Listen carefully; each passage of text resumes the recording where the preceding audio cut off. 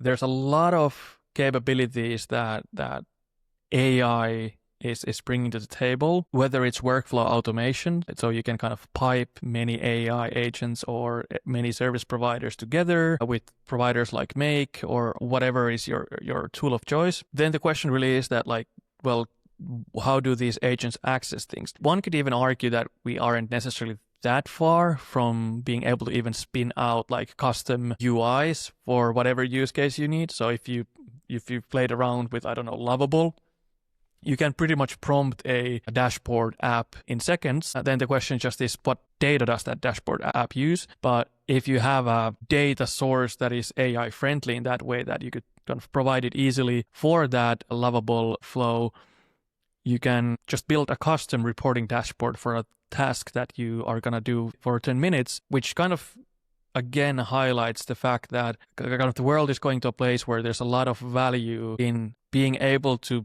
empower very specialized AI agents with the right data. And I think in commerce it makes even more sense, because if you look back, it's a market where you have a website provider or something like Shopify, and then you have hundreds of thousands of applications that you can install there, or add-ons, whatever that platform is calling them. And it just tells about the nature of commerce, that there's a lot of micro jobs to be done, whether it's tax reporting, currency rates, or whatever. By definition, there's so many jobs to be solved that no single platform can solve all of those. It wouldn't even make sense, because those small jobs can be very hard to solve. So then the question is that if that's the nature of commerce, why would you use a application that is very restrictive and telling you how to do things? Because you anyhow have those millions of jobs that you need to be able to connect to this thing. So this is again the place where we feel that by empowering a market like Recommerce with a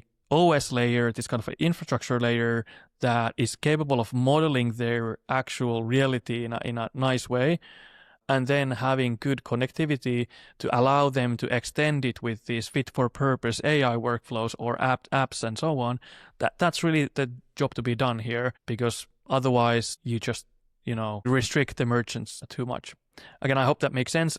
I went a little bit theoretical there, but I think this is a perfect timing to be building something like this, and also to be starting to use something like this, because the AI disruption and combined with the Recommerce adaptation flows is a really like a key thing happening in the market, in my opinion.